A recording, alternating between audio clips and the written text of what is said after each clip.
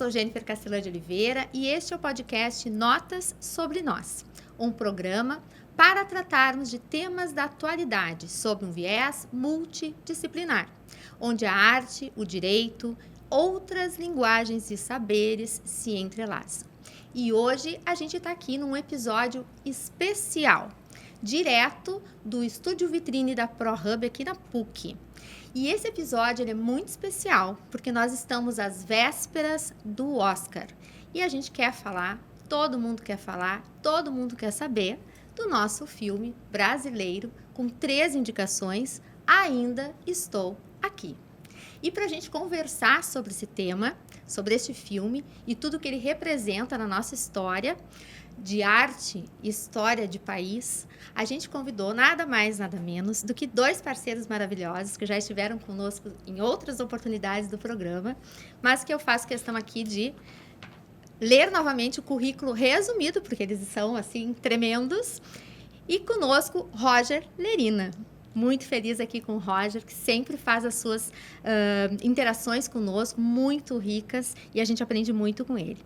Roger é formado em jornalismo, se define como um jornalista cultural, apresentador, crítico de cinema, repórter, entre outras tantas atividades que ele vai desenvolvendo ao longo da sua carreira. Então, quem quer conhecer mais sobre o Roger, a gente deixa aqui o Instagram. Também tem o Instagram do Matinal, que é a publicação que ele faz, para a gente conhecer. Quem não conhece ainda, vai lá, pesquisa, que vale muito a pena conhecer. Então, muito bem-vindo, Roger, mais uma vez conosco. Muito obrigada por aceitar o convite. Sempre bom estar aqui. Obrigada. E também Maria Cláudia Mércio Cachapuz. A Maria Cláudia é formada em jornalismo, é juíza do TJ do Rio Grande do Sul, é doutora em Direito pela URGS, professora nos cursos de graduação e pós-graduação da Faculdade de Direito da URGS e também professora do mestrado em Segurança da Informação e Direito Digital da Universidade Europeia. Obrigada. Tá bom esse currículo assim resumido? Então, tá bem. Muito obrigada mais uma vez por estar aqui com a gente. Eu que agradeço. Essa dupla, pessoal, quem quiser revisitar, a gente tem um episódio muito interessante com os dois sobre um filme muito forte também, né? Que é Zona de Interesse, que foi uma discussão muito bacana que nós fizemos aqui no programa. Mas hoje é o nosso amado filme, né? Não que eu seja bairrista, mas assim, quem não está apaixonado por Ainda Estou Aqui. E eu queria, então, dizer aqui para o pessoal que está nos assistindo que no final do nosso episódio de hoje, nós vamos ter também uma participação especial. Então, nós vamos contar com um vídeo, com uma participação também da jornalista Miriam Spritzer, tá? A jornalista Miriam Spritzer, ela é uma repórter brasileira de cultura e entretenimento que mora lá em Nova York. Então, no seu canal do YouTube, ela se dedica a entrevistas e matérias exclusivas deste mundo do cinema, da 7ª arte. Então, vale muito a pena também conhecer o trabalho da Miriam. Ela vai contar um pouquinho pra gente no final como ela desenvolve esse trabalho, os canais também que a gente pode segui-la.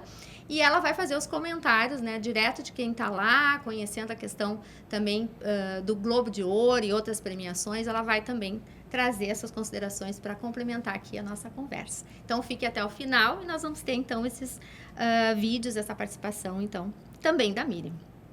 Gente, vamos começar. Chega de introdução.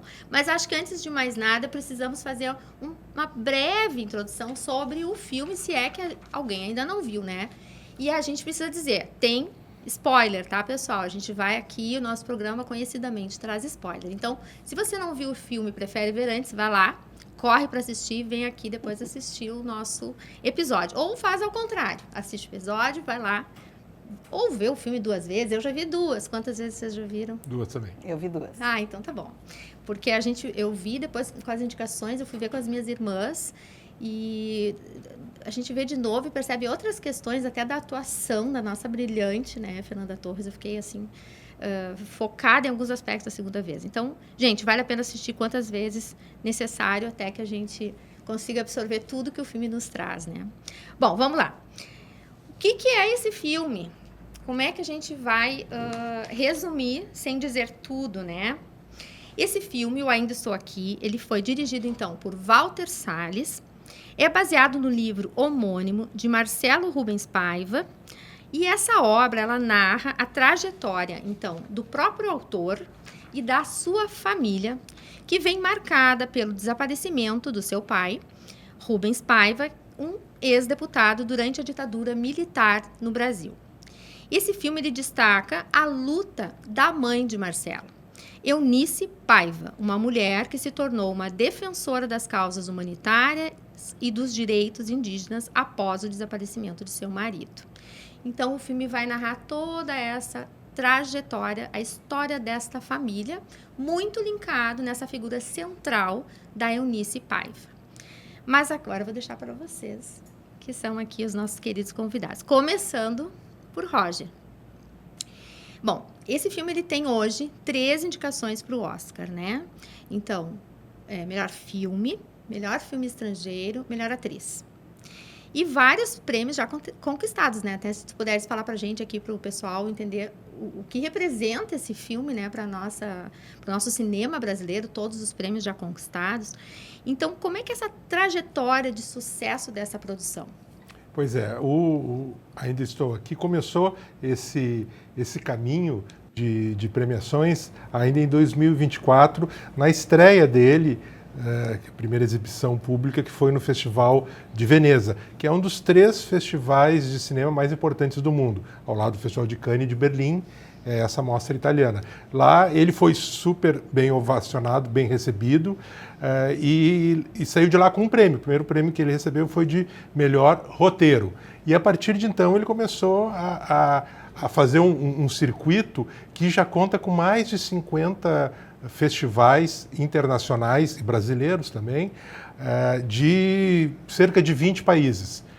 E desde então, meados de outubro do ano passado, já amealhou mais ou menos 35 prêmios. É bastante coisa. E alguns prêmios muito importantes. Nós vamos falar aqui, obviamente, do Globo de Ouro, que a Fernanda Torres ganhou de melhor atriz de drama, né? Lembrando para quem está nos assistindo que o Globo de Ouro, diferentemente do Oscar, ele faz uma distinção nas categorias. Ele tem as categorias de melhor comédia ou musical, de filme, e aí nisso tem melhor filme, ator, atriz, etc. E tem de melhor drama. Bom, Fernanda Torres acabou levando, e foi um prêmio que efetivamente aumentou muito as chances do filme receber pelo menos alguma dessas estatuetas no Oscar agora, no dia 2 de março, né? Mas eu destacaria, Jennifer, entre essa constelação de premiações aí que eu Ainda Estou Aqui recebeu, vários prêmios do júri popular, prêmios que as pessoas que assistem, acompanham os festivais, votam e otorgam para o filme. Isso eu acho que é muito importante. Ao mesmo tempo, prêmios de crítica. Sim, também o filme recebeu alguns prêmios da crítica. Então mostra, por um lado, que tem um diálogo bastante intenso com o público, e não apenas o público brasileiro, plateias que não estão necessariamente familiarizadas com o contexto histórico que o filme mostra aqui no Brasil, mas que se deixam tocar pela forma com que é apresentada essa história, né, familiar, e acabam, sim, também se relacionando, entendendo um pouco mais desse período terrível que nós tivemos no Brasil entre 1964 e 1985, de autoritarismo de um regime militar. E, por outro lado, também a crítica se manifesta favoravelmente, entendendo as qualidades cinematográficas, sim, do filme, técnicas, de atuação, não apenas com a história, que normalmente é o que o público se relaciona mais com o enredo e com as emoções do filme. Já a crítica especializada, claro que se deixa tocar por esses aspectos, mas também leva em consideração outros aspectos formais, técnicos, etc. Então o filme está agradando a todos. Exato, assim, unificando os cinturões. Sim, muito bem. Porque a gente fica realmente contente porque como leiga, né? Então eu me identifico mais como público. Então eu fico ali, aquilo transpassa aquela emoção, parece que é uma linguagem que está falando não só da história daquela família, né? Não só da história do Brasil. E aí a gente se identifica, eu acho que se deixa permear pela narrativa. E a parte técnica, depois quero que tu explore mais, né, Roger? Mas, assim, conversando com pessoas, né? Sabe que meu guri faz cinema, e daí me diz, mãe, aquele negócio da fotografia, reconstrução de época, depois eu quero que tu detalhe mais para nós.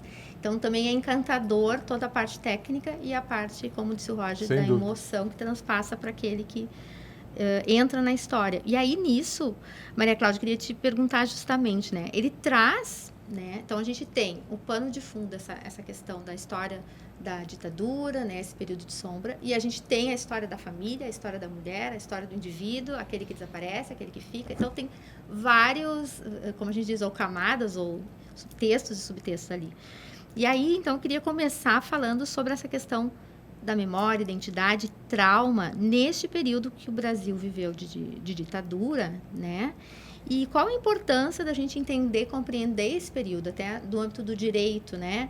Como é que se deu essa institucionalização desse período? Se tu pudesse fazer aqui um pouquinho do resgate histórico para o pessoal que nos escuta, para entender esse processo da ditadura, como se deu, né? Porque isso foi alicerçado em alguma medida por normas, enfim. Como é que isso caminhou?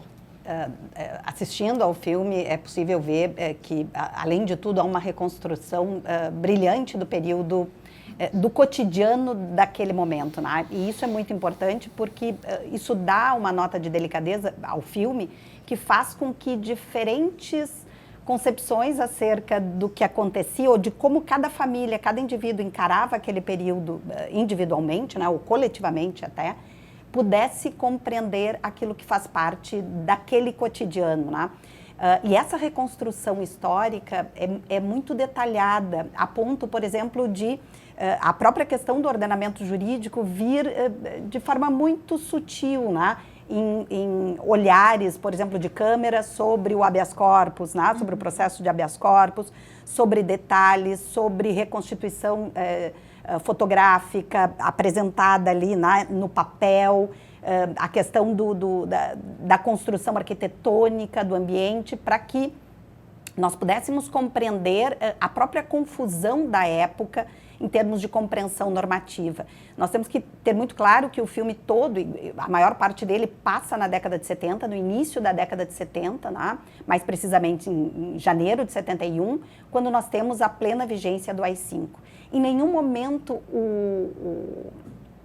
o filme faz isso com muita estratégia e muito bem feito, ele critica isso de forma direta. Tá? Por quê? Porque também faz parte daquele momento histórico demonstrar que aquelas pessoas que talvez não estivessem diretamente relacionadas a práticas, por exemplo, de movimentos revolucionários, né? de resistência, porque é um filme de resistência também, fosse afetada por aquele esqueleto normativo que facilitava a vigilância coletiva, por exemplo, né? Que alguém ingressasse sem qualquer mandado ou sem qualquer identificação na minha casa e tomasse conta dela. Né? E então, isso tinha uma esteira normativa que isso tinha um esqueleto normativo e muito bem posto, né? A ponto de permitir ao Executivo frear o Parlamento, o Congresso, né? As assembleias, as câmaras de vereadores, esvaziar esse Parlamento, restringir a própria atuação do Judiciário, né? Que tinha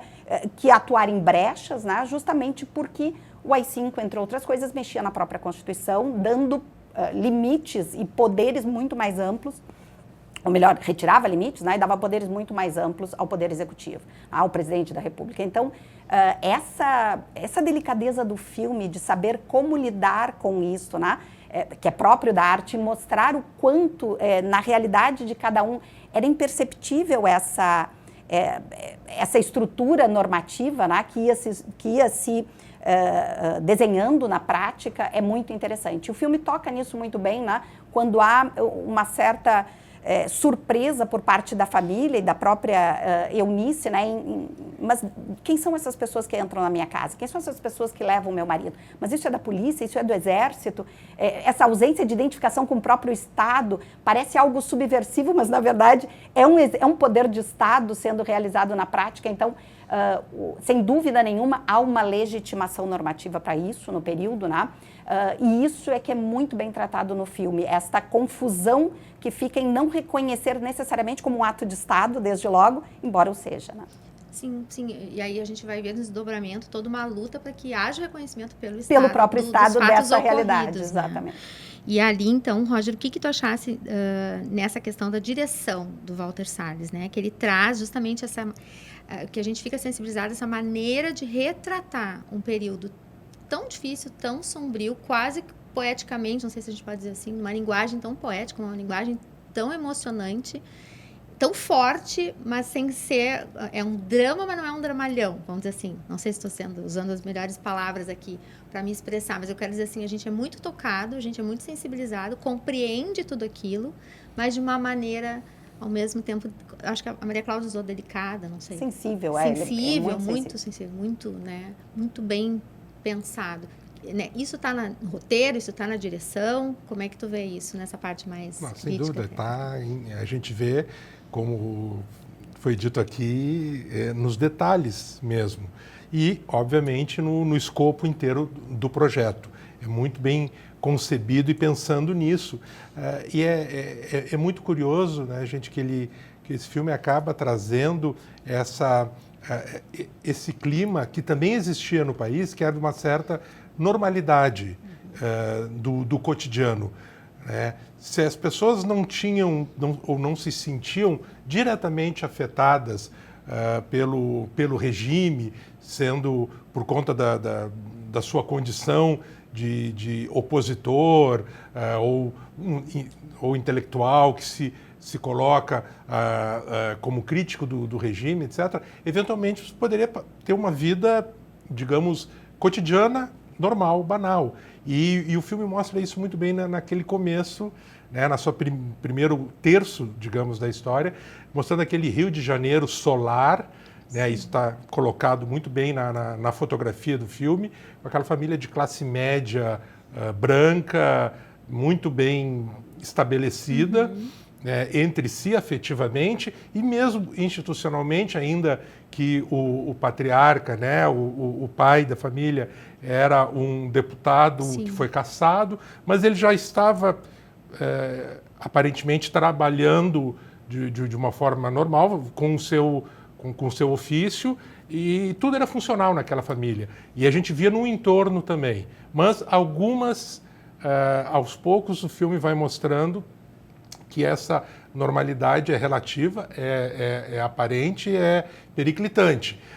Aí a gente vê uma batida, uma blitz policial num túnel na Zona Sul, atingindo aquela juventude dourada que aparentemente está a salvo desse sistema perverso de vigilância e de controle. E aí eles começam, olha, não estamos a salvo como imaginávamos ou como o nosso dia a dia fazia crer.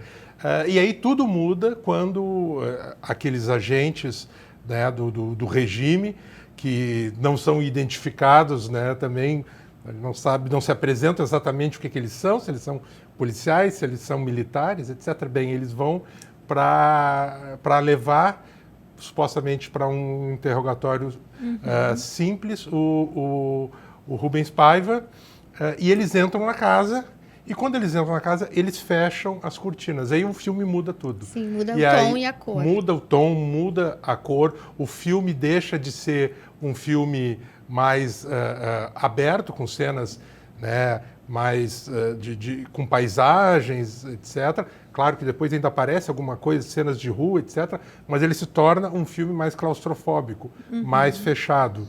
E aí a gente vai percebendo e vai vendo como insidiosamente a arbitrariedade, a violência do Estado, ela está em todos os estames, os estamentos da sociedade. Sim, não há quem esteja livre, vamos dizer assim, né? Exatamente, ninguém está a salvo da mão longa, né, do braço longo do Estado autoritário.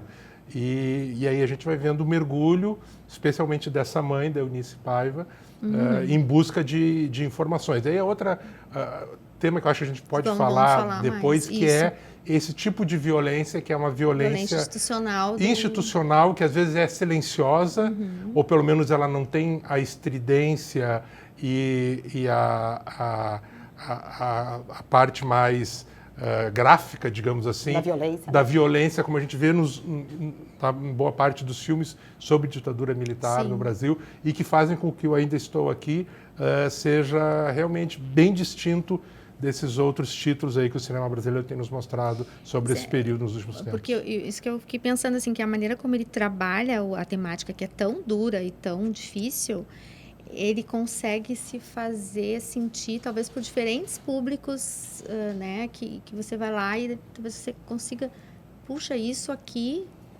foi a ditadura, porque há quem diga que não foi. E aí eu queria ver, porque eu acho Maria que Cláudia, como é que é essa questão da memória histórica para um país, para a construção dos direitos, porque a gente, como nós vivemos a abertura ali, então é interessante a gente às vezes ouvir uma geração, ou jovens, ou enfim, alguns setores que dizem, mas não sei o que houve, ocorreu, não ocorreu. Então, o quanto isso é relevante, né, Maria Cláudia? Assim, a gente falou em bastidores, Roger, vou contar o nosso bastidor, mas ela me mandou uma lei lindíssima, Lei da Memória na Espanha. Da memória democrática na Espanha. Que né, a coisa mais linda é o preâmbulo, né? Falando nessa temática, eu queria que tu explorasse um pouquinho aqui, o pessoal que está ouvindo, a importância da gente não se perder no rumo da história, né? Da gente entender os capítulos e reconhecer todos os capítulos da nossa história para poder pensar sobre eles, né? É que talvez uma das grandes questões do filme, mais do que propriamente só a questão da ditadura, é a reconstrução histórica e a busca por um resgate da memória em todos os seus níveis. Né? Não é só a questão fática de explicar o que aconteceu, né? Que deveria se pressupor que todos soubessem, mas é impressionante como nós vemos ainda, né, uma ausência de compreensão desse momento, mas isso também faz parte de qualquer movimento totalitário, ou mesmo um pouco mais autoritário, né, que é justamente destruir aquilo que historicamente ocorreu. Mas o filme, ele tem essa outra sensibilidade de trabalhar com o resgate, em todos os seus níveis, né? Os resgates individuais, de compreender o que o indivíduo que passa por traumas como este vive no seu cotidiano, de um lado e de outro. Quem é que está comigo? Quem é que me abandona? Quem é que permanece comigo ao longo de todo o processo, né? Quem são esses meus familiares? Como é que eles encaram isso e o que isso deixa de marcas para o futuro, né? O filme tem uma beleza justamente em trabalhar o tema da memória em todos os níveis, até o Alzheimer final da protagonista, né? Então, é um pouco do recado para todos nós, que Alzheimer é esse que nós temos, né? E quando nós trabalhamos, por exemplo, com o tema, como ocorreu na nossa ditadura, com o tema da anistia, né? Com o acordo final entre todos, sem uma responsabilização específica por crimes que ocorreram, ou sem uma indenização explícita, embora nós tenhamos toda a Comissão da Verdade, né, instaurada, quando a gente vê, por exemplo, uma lei como essa lei espanhola, ela faz o resgate em todos os níveis. Tá? A nossa primeira lei sobre a Comissão de instauração da Comissão da Verdade é uma lei sobre competências, é quem vai estar lá e vai conseguir lidar com isso, né, e em que temas. A lei espanhola, ela vem numa evolução ao longo dos anos. Nós estamos lá falando da ditadura de Franco, né, o regime totalitário de Franco, vindo até hoje num resgate, ainda em complementações normativas em 2022. Mas ela traz isso, mostrando que se nós não resgatamos a memória em todos os níveis, quer dizer, identificar locais públicos, fazer o resgate nas certidões de óbito que nós estamos tendo agora, né? Para dizer que isso é resultado de um período ditatorial no Brasil. Buscar não só as reparações indenizatórias, mas esse resgate da história na sua sensibilidade plena, né? Buscar o auxílio às famílias, a lei espanhola trata inclusive de como lidar com isso na educação da juventude que está por vir, das próximas gerações, para esclarecer isso. Eu venho de uma família muito esclarecida em todos os níveis, né? Muito esclarecida em termos do que aconteceu em 1964 em diante, né?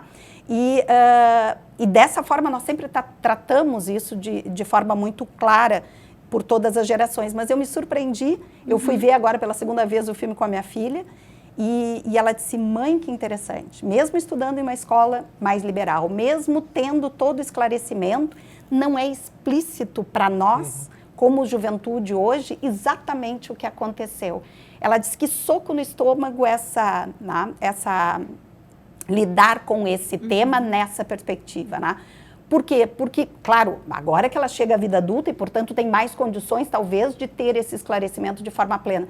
Mas mesmo com todo o esclarecimento que se tenha, nós não vemos um estudo limpo em relação a essas, a isso, né? Então, a arte, nesse ponto, ela é fundamental justamente para nos auxiliar nesse resgate, nessa reflexão. Né? Não, agora eu me lembrei... E não só de forma direta, mas em todos os seus níveis, né? Nos níveis da memória. E isso é fundamental para que nós possamos reconhecer, termos autonomia e reconhecermos as responsabilizações para o futuro. Sim, né? Isso não pode acontecer de novo. Eu lembro agora, lembrei do filme argentino.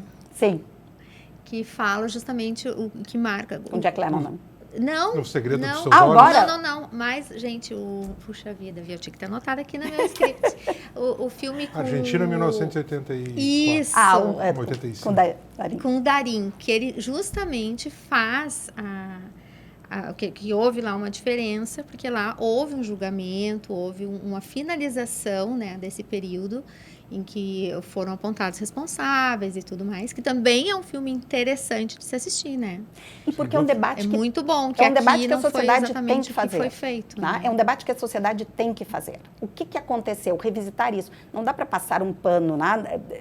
Como se nada ocorresse e nós vamos restaurar daqui para frente. Esse é um conceito pequeno para a ideia de restauração, né? de memória, de controle e de resgate. Então, para fazer resgate, nós temos que assumir quem somos, quem fomos, vamos dizer assim. E que autonomia é essa Fizemos que nós parte desse cenário também. De um lado e de outro. Enquanto humanidade, enquanto brasileiro, nós passamos por isso. Precisamos entender, compreender. Né? Parece ser... Eu penso assim, parece que seria o óbvio, mas não é, né? Não tem sido. E isso, um filme assim, é interessante para a gente parar e refletir. Porque acho que muitas pessoas se veem, como tu dissesse, né? Que a tua filha... por mais esclarecida que já estivesse, desperta de uma outra forma. Né? Eu ouvi de amigas uma idade um pouquinho mais que a minha, que ela disse assim, eu não vi nada disso naquela época. A pessoa me disse, para mim, eu não me lembro de ter sido afetada pela ditadura. A pessoa me diz, né? Então, ela também agradece ao filme porque ela sabe, mas ela não se sentiu vivendo aqueles dias, ela não se sentiu diretamente afetada. Né? Porque manter a normalidade é complexo, né? Mas é também estratégico. É uma estratégia. Por parte de Estado. Ele é estratégico. Para ela, Eunice, é uma necessidade. Ela precisa sorrir. Né? É linda. Para mim, é uma das partes mais bonitas. Fiquem sérios na fotografia. Ela disse, não, sorriam. Eu ouvi isso a minha infância inteira. Sorriam. E sorriam é justamente mantenham a sanidade, mantenham a calma, sobrevivam durante esse período. Mas tem o outro lado estratégico disso, que é, na verdade, façam de conta que tudo é normal. Tá tudo bem. Tá tudo bem. Então, falando de Eunice, que é o personagem central, forte, a história dessa mulher.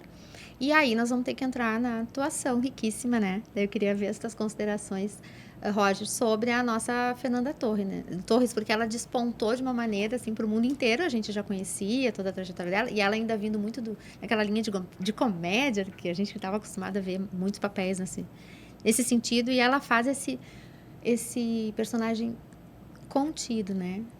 E todo o que ela segura o filme vai indo, todas aquelas emoções, a gente percebe todas, eu assistindo, percebo tudo ali dentro dela, mas ela não extravasa praticamente em nenhum momento, né? Ai, gente, a gente dá 1000 spoilers aqui, mas é para vocês ficarem curiosos e ir lá assistir. Mas o que tu achasse da atuação, enfim, da personagem? A atuação da Fernanda Torres realmente é exponencial e eleva o filme, né? Porque eu acho que o filme acabou, essa trajetória que a gente falou aqui no começo, do Ainda Estou Aqui, está se beneficiando muito do reconhecimento que o público, e também por premiações, está tendo dessa atuação excepcional da Fernanda Torres. Isso está reverberando também para o filme. Eu gosto muito do filme, acho que o filme tem muitíssimas qualidades, mas eu acho que a Fernanda Torres é mais... ela se destaca mais, ela eu não vou dizer que ela é mais importante que o filme, porque não é o caso, não é isso exatamente. Mas ela realmente ela eleva tudo no filme.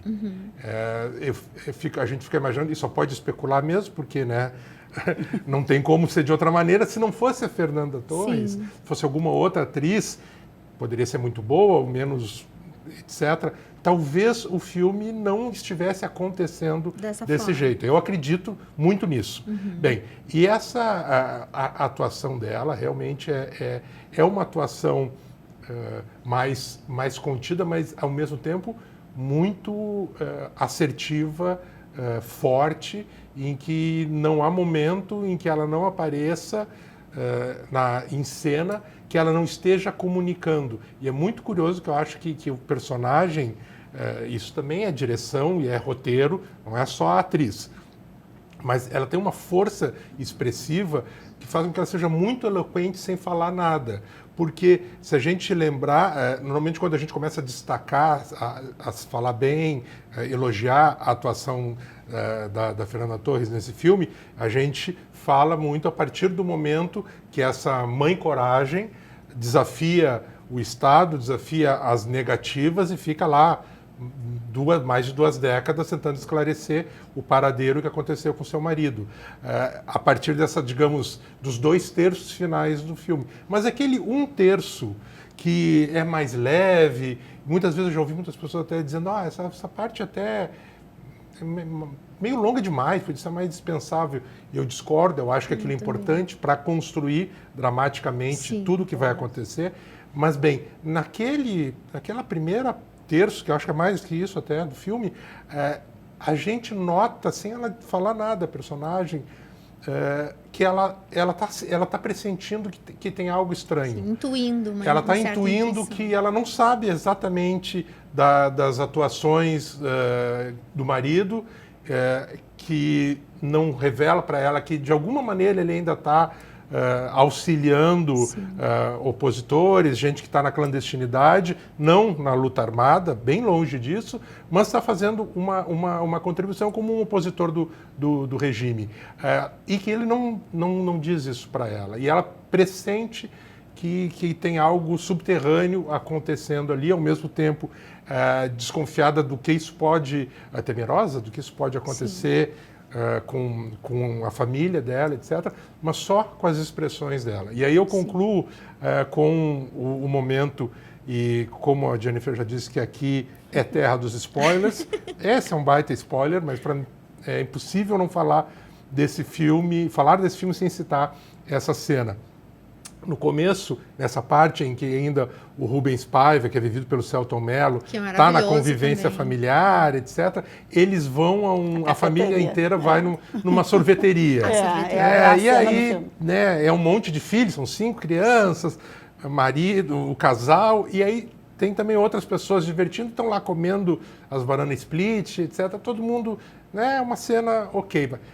Bem depois, quando, né, o Rubens Paiva já desapareceu, etc., ela volta com alguns filhos nessa sorveteria e fica observando as outras famílias, os outros casais, aquela normalidade que a gente estava falando, que ela conhecia, mas que ela não consegue, ela nunca mais vai fazer parte. Não restaura. Não vai restaurar essa normalidade para ela jamais. Aquela cena é lindíssima.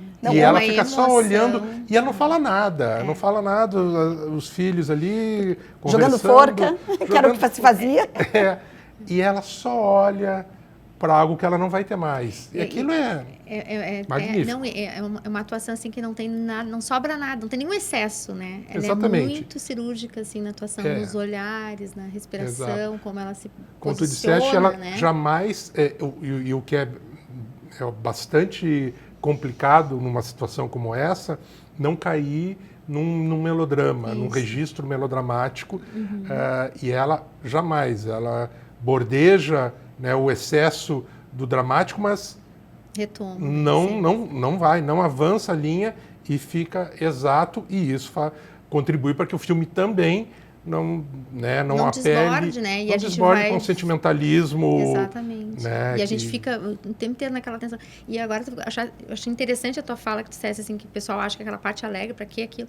Mas eu vejo que é bem essa construção, como tu tinhas dito, né? Que há um roubo, assim, daquela alegria, né? É como se alguém entrasse naquela casa, como tu disseste, fechou as janelas. Fechou. E aquela alegria, para onde foi, né? Foi roubada e como se resgata, e como se reconstrói, o que é possível.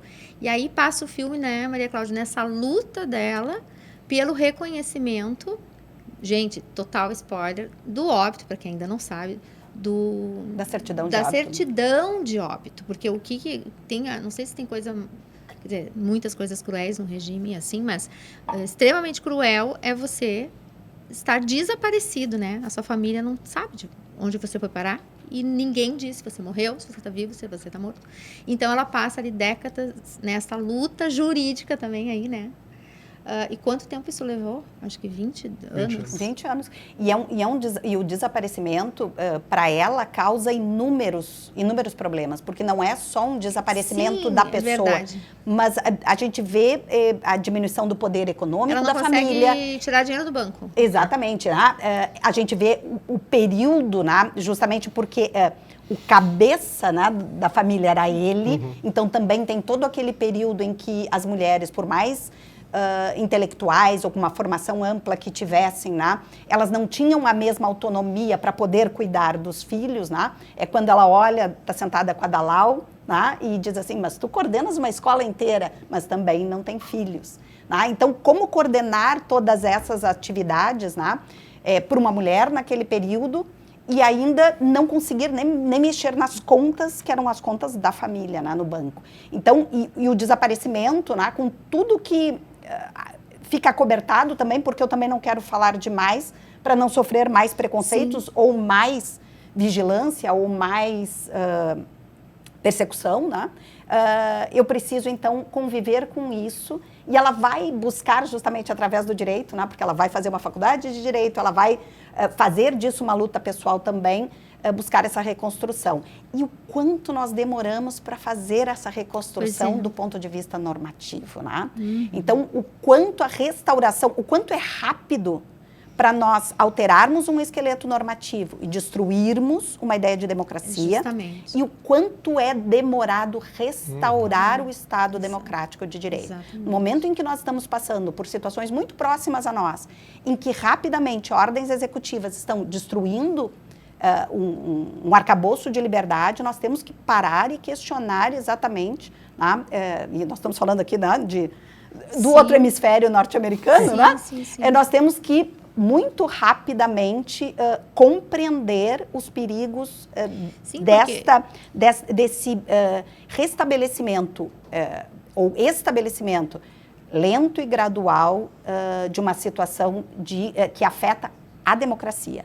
Tá? Então, são atos, quaisquer atos que atentem à democracia, né, e ao Estado democrático de direito são extremamente perigosos e a eles nós temos que estar permanentemente vigilantes. Sim, porque a gente leva, né, no direito e na civilização quantos anos, séculos para chegar num estágio, né, no estágio de civilização. Olha quanto tempo de reconhecimento de direitos humanos o filme nos mostra. E o que a gente se questiona, eu me questiono enquanto também do direito, né, como é simples ou fácil, claro, ruir com tudo. E aí, às vezes, eu me pergunto, né, Maria Cláudia, nós aqui vamos fazer uma DR aqui, o que o direito, né, como que a gente pode se prevenir ou precaver de situações assim? Porque para destruir é muito rápido. É muito rápido. Mas a gente poderia ter outras respostas mais efetivas. Porque em nome de uma liberdade ou em nome de uma segurança pública ou da ordem pública ou de segurança jurídica, eu consigo rapidamente reestruturar um esqueleto normativo, tá? E frear liberdades de uma forma absurda. Em nome dessa própria liberdade, isso é o mais cruel. Tá? Então, isso é muito rápido. Né? Agora, reconstruir isso depois que eu afetei a estrutura democrática, depois que eu freei os demais poderes, depois que eu avoquei um poder amplo, né? Nas mãos de uma única instituição, de uma única pessoa, aí realmente é muito mais complicado. E aí, nesse sentido, esse filme, será que ele nos ajuda a fazer esse resgate histórico, a conscientizar a população e os atores? Eu Será que acredito, tem esse papel também? sem dúvidas. Eu acredito que sim, cara. Não vou superdimensionar a capacidade de um filme de convencer corações e mentes e mudar realidades, mas sim, eu acho que tem uma contribuição e que não é tão pequena como a gente pode talvez imaginar. O filme já fez no Brasil um público de 4,7 milhões de pessoas. É um público muito expressivo, gente. O cinema brasileiro dificilmente chega a 1 milhão e esse número é o mais alto que um filme brasileiro conseguiu desde a pandemia. E isso nós estamos falando que inclui também as comédias populares, por exemplo, que são os títulos que costumam levar mais público. Esse é um drama que de comédia não tem absolutamente nada. E conseguiu levar esse efetivo número de pessoas. Está fazendo público interessante também em outros países. O filme já estreou em vários países da Europa, estreou nos Estados Unidos. Tem estreado agora, a partir de fevereiro, em virtualmente todos os países latino-americanos e que tem situações, portanto, históricas muito semelhantes, a maioria deles, com o que aconteceu aqui no Brasil. Então, eu acho que sim, ele consegue fazer com que as pessoas pensem sobre isso, pensem para além de uma expressão que é quase vazia, né, que é o que se conseguiu ao não se fazer uma reparação, não historicamente colocar os fatos à luz do escrutínio e fazer as penalizações devidas, conseguiu se transformar esse período numa expressão, ditadura militar, que para muitas pessoas, especialmente jovens, é apenas como se referia, como dizer colônia, Brasil, império, né? O que eu posso, não posso escrever, né? Exato, é isso. E aquele período é a ditadura militar. Mas o que foi exatamente a ditadura militar? Não precisa nem ser os detalhes históricos, não. Desenhar um pouco mais. Esvaziou-se de sentido isso. E eu acho que esse filme consegue fazer isso. E uma coisa muito interessante, gente. Bom, nós falamos aqui, todo mundo viu mais de uma vez. Isso já é um indicativo também. Eu tenho ouvido relatos, principalmente a partir de que foi crescendo essa onda de popularidade do filme e mais ainda depois do Globo de Ouro para Fernanda Torres, muitas pessoas que estão revendo o filme dizendo, olha, eu fui na fila, cinemas bem lotados, né? O filme já está em cartaz em mais de 1.000 cinemas no Brasil. A gente tem 3.500 cinemas no Brasil, ele está em 1.000. Isso também, é muita coisa. Filme brasileiro muito expressivo. Bem, pessoas dizendo, olha, eu vi na fila, não foi mais de uma que me falou isso, eu vi um casal, eu conheço aquelas pessoas. Essas pessoas não são, digamos, do campo progressista, não têm ideias, têm se manifestado de outra maneira e estão na fila. Elas podem sair e continuar negando ou ficarem contrariadas, podem até não ver o filme até o final, mas elas estão na fila do cinema e foram ver o filme. E, aí, eu que sou um sujeito muito pessimista sempre, eu me vi, quando vi esses 2, 3 relatos, muito otimista no sentido, gente, que retoma algo que eu pensei que já não ia ver tão cedo, pelo menos tão cedo aqui no Brasil, que é, de novo, tentar pelo menos ouvir conversar sobre a outra parte, ouvir o contraponto, conversar sobre e não simplesmente fazer aquela negação, né, né, sumária. Muito rápido nesse ponto, é justamente o resgate da memória, e está isso no preâmbulo até dessa lei espanhola. Esse resgate pressupõe justamente isso, inclusão, né, e pluralidade. Então, isso é a base de qualquer resgate histórico que você possa fazer. Poder discutir a questão, falar sobre, né? Porque o que eu vejo, assim, a ideia de que democracia e um Estado autoritário precisa ser bem delimitada, o que é o quê? Não é questão, né? Eu acho que é interessante, é de direita, é de esquerda, é de extrema... Não é exatamente isso, né? Cada um pode ter a sua visão de mundo, enfim, mais para lá, mais para cá. Mas se a gente puder estabelecer uma distinção entre o que é um Estado democrático e o que não é, né? Isso, para mim, está muito confuso hoje em dia. E eu acho que o filme ajuda, porque ele adentra num espaço de uma família comum como qualquer outra, teoricamente, né? Uma situação ali que, como dissesse, não é uma pessoa que está envolvida em guerrilha, não sei o quê. Bom, tem uma posição, um pensamento político. Mas ela é invadida de uma maneira autoritária, não tem devido processo, né, Maria Cláudia? Isso que eu quero dizer. Porque você pode até ser contra ou a favor, agir mal ou bem, não sei. Mas você precisa passar por um devido processo numa democracia. Qualquer coisa. E num Estado autoritário é o que não há. Então, tem diferença. Porque se excluem, né, os não contrapesos lados, entre poderes. Eu não consigo colocar em dois lados. Não, é que tinha gente lá que era arruaceira, então tinha que ter ditadura. Não, só um pouquinho. Ditadura, nunca mais. Eu penso assim, ou nunca poderia existir. Seja de direita, seja de esquerda, seja de qualquer viés, né? Não sei, essa é a minha posição pessoal. Mas eu acho importante o filme trazer essa matiz, essa luz e essa sombra, sem ser uma coisa muito dura de enxergar, mas muito crível de sentir para qualquer público. E acho que tu toca num ponto que é relevante, que não importa se eu tenho uma tendência mais para um lado, não é né, disso que se ou trata. para outro, que a gente hoje ia falar das bolhas, né? Não importa se a minha bolha é mais deste lado ou a minha bolha é mais de outro lado.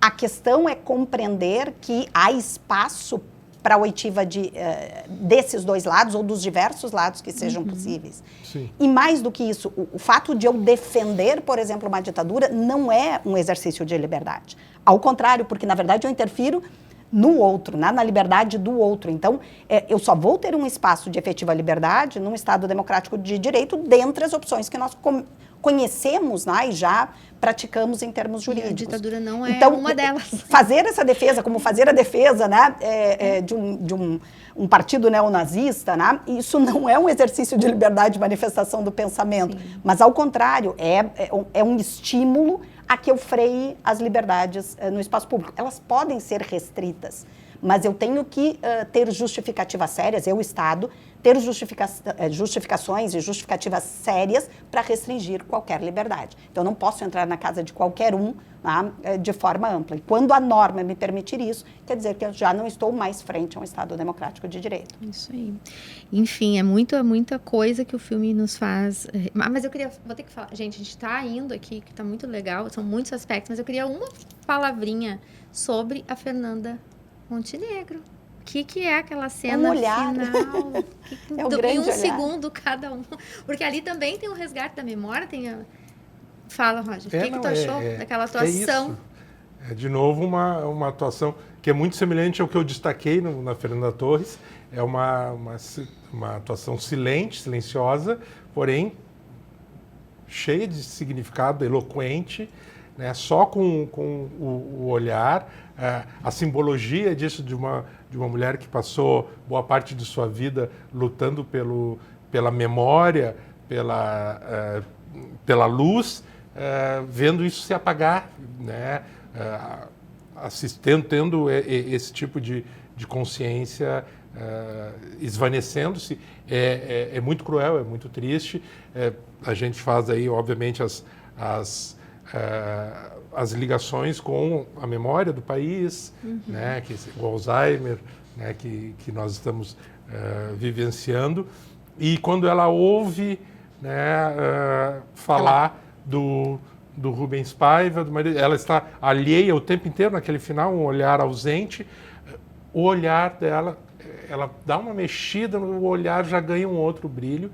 E aí mostra que é uma grande atriz mesmo. Né? E aí que ela diz ainda... Eu vi que em algum momento do livro, ela diria naquele momento, ainda estou aqui.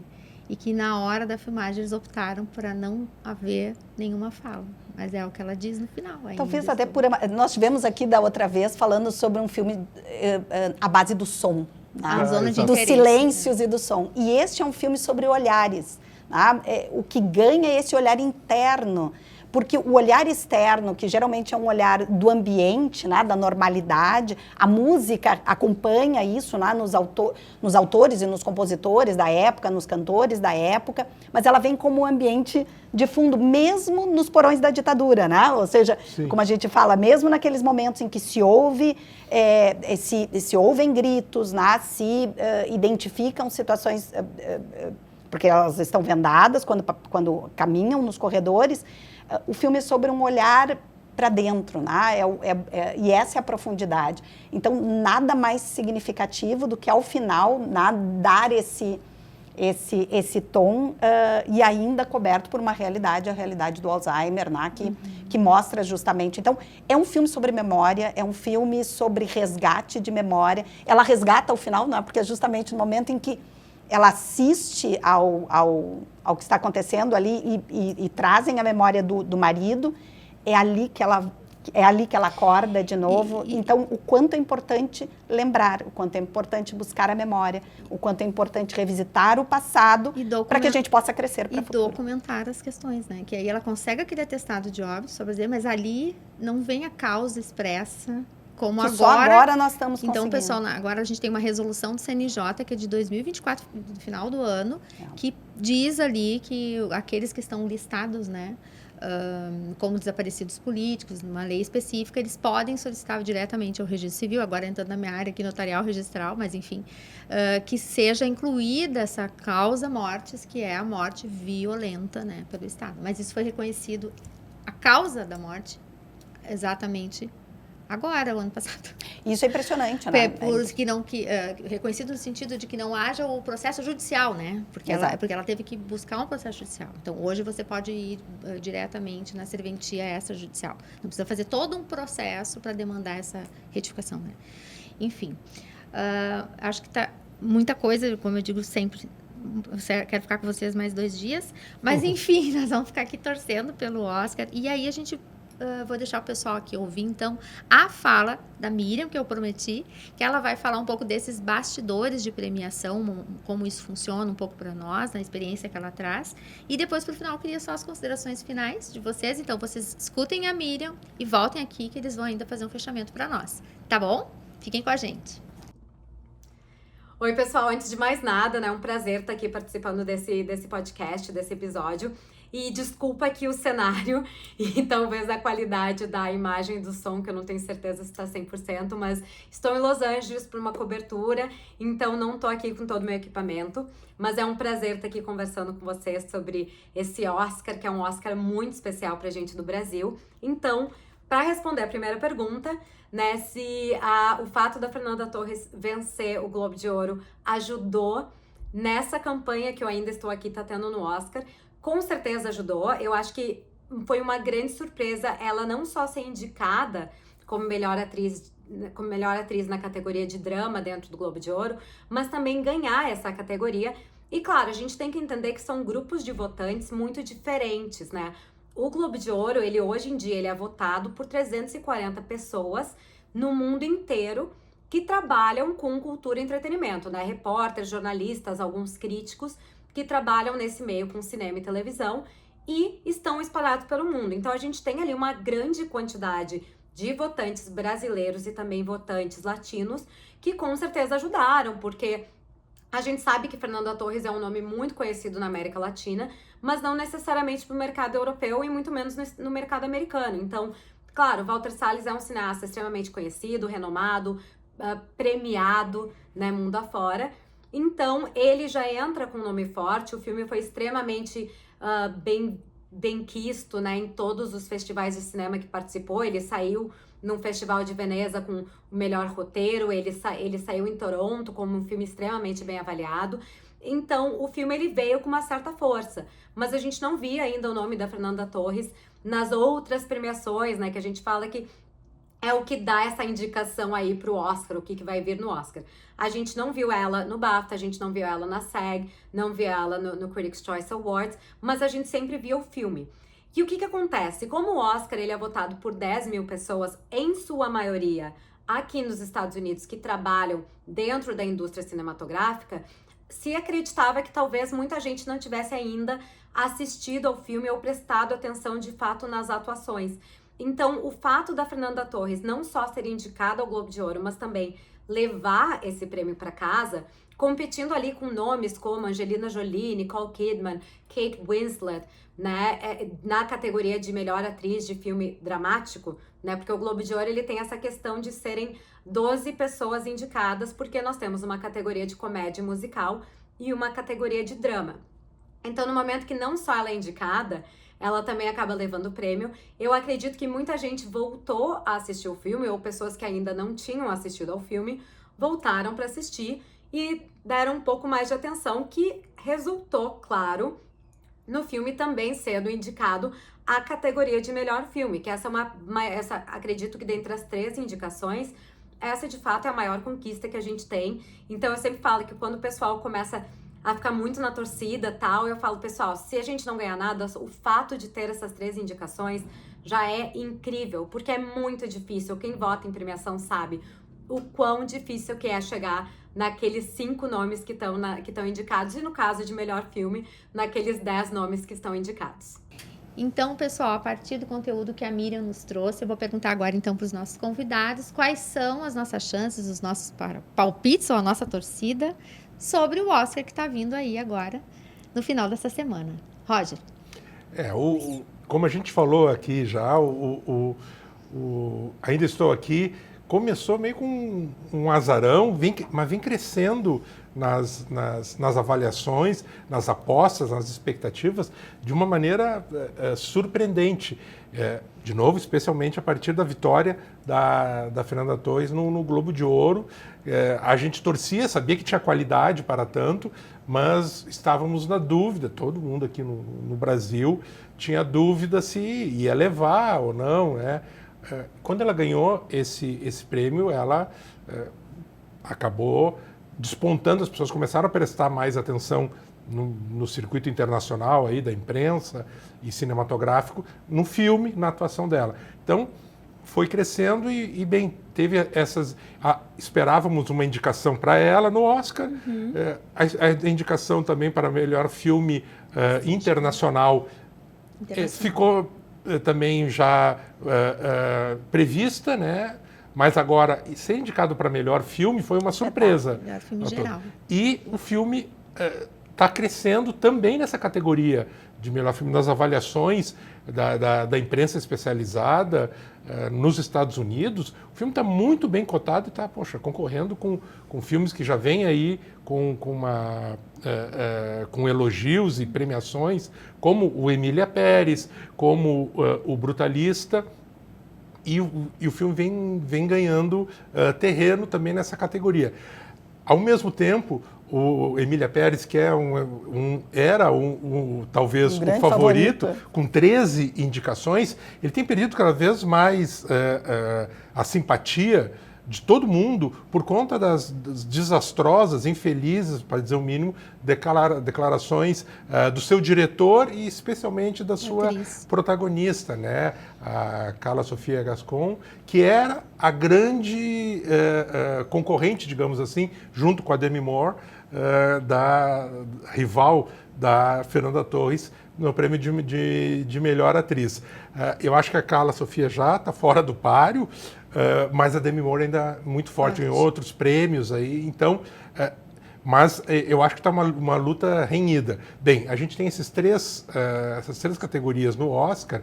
Eu acredito que a gente vai conseguir levar pelo menos uma, e eu estou apostando, se tiver que apostar em uma, de melhor filme internacional. Ainda que minha torcida para que ganhe de melhor filme, óbvio, mas especialmente para a Fernanda Torres seja a mais forte possível, eu acho que a Demi Moore vai acabar levando por causa da substância, e também eu acho um prêmio merecido, não acho injusto, ela tá não. ótima também, diferentemente do que aconteceu com a mãe da Fernanda Torres, sim, com certeza. a Fernanda Montenegro, quando perdeu em Central do Brasil, em 1999, para Gwyneth Paltrow, de um filme que eu acho muito bom, que é o Shakespeare Apaixonado, mas que a pior coisa do filme é a atuação dela, e ela ganhou o Oscar. Ali foi infeliz. Foi muito infeliz. Bem, eu acho que talvez a Demi Moore vai levar o Oscar. Ela fez um discurso muito bonito quando ganhou o Globo de Ouro, dizendo que ela tinha 60 anos, 45 anos de trajetória no cinema, nunca tinha ganho um prêmio. E aí fez todo um pensamento a respeito da invisibilização das mulheres, especialmente as mulheres maduras, não apenas em Hollywood, mas felizmente na sociedade como todo, no mercado de trabalho em geral. Mas eu acho que com o que está acontecendo com Emília Pérez, etc., e com os méritos próprios do Ainda Estou Aqui, talvez finalmente a gente receba o Oscar de melhor filme internacional. Tá bem. E Maria Cláudia, E essa seria uma bela notícia, né? Eu só posso torcer, na verdade, né? As chances, não votei estatisticamente e estudo muito pouco nesse campo. Eu sou uma encantada pelo cinema, pela arte de uma forma geral, mas a minha torcida realmente é para Fernanda Torres. Ficaria muito feliz se realmente se concretizasse a ideia de um melhor filme internacional. Seria a grande notícia, eu acho, né, da noite. Imagina melhor filme, aí sim, né? Eu estou torcendo para morder a língua, morder a língua, que ganhe os 13. Que eu acho que um pouco aconteceu no Globo de Ouro, né? Globo de Ouro. Todos nós mordemos a língua, né? Porque fomos de sangue frio, que nem a gente diz, né? Ou sangue doce. E foi uma bela surpresa. Uhum. Então, a minha torcida é para ela, pela interpretação. Eu assisti Substância, acho que a Demi Moore está muito bacana. Mas não chega aos pés